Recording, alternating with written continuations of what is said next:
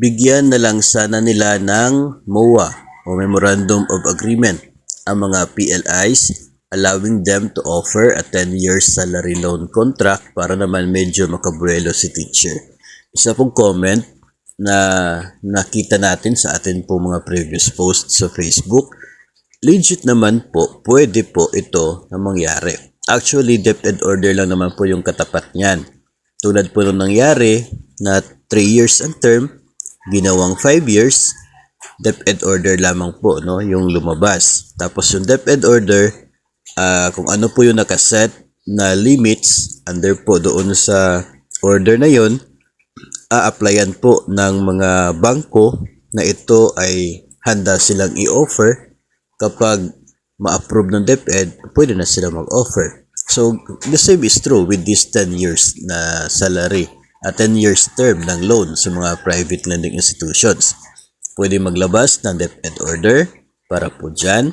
Tapos, si bangko, kung sila po ay nakahanda, pwede silang mag-apply ng accreditation para sila ay authorized na mag-offer ng 10 years term.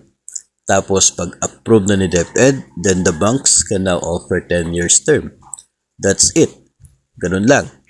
Pero, yung epekto nito malaki. Now, of course, unang-una, para po sa personnel, kung mahaba po yung loan term, edi mas malaki yung pwede mo ma-avail na loan.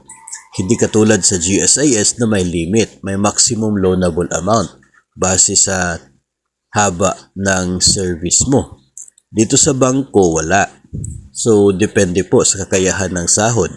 Kung 5 years yung loan mo ngayon, tapos if ever i-offer itong 10 years, ay magdoble yung term. So, we would expect na yung loan amount, if the same interest rate, then dodoble din yung amount. Ngayon, pag ganyan, edi lumaki yung utang. Okay? Lumaki yung utang.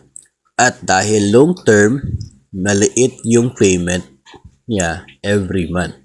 Kakaunti yung mababawas sa utang mo every month.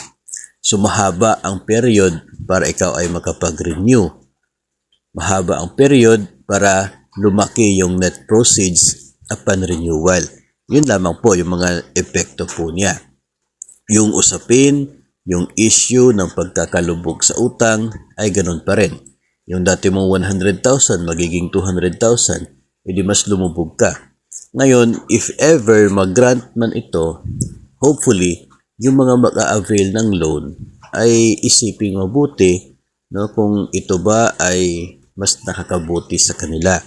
No? Dapat may mga ganun po na pag-aaway sa isip, no, ng bawat isa bago po mag-avail.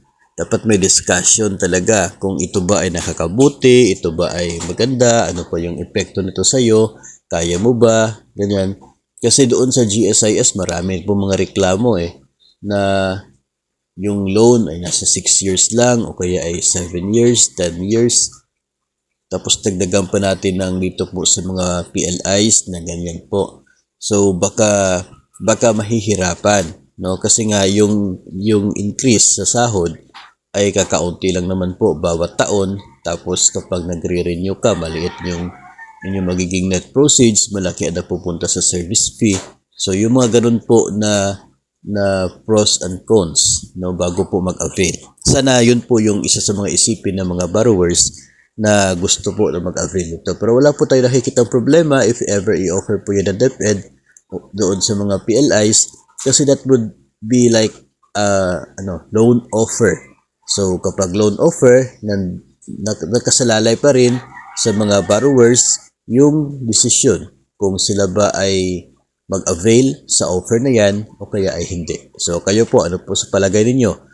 Mas nakakapanahon na ba ngayon na mag-offer ng 10 years term ang mga PLIs o tama na itong 5 years na offer nila sa ngayon?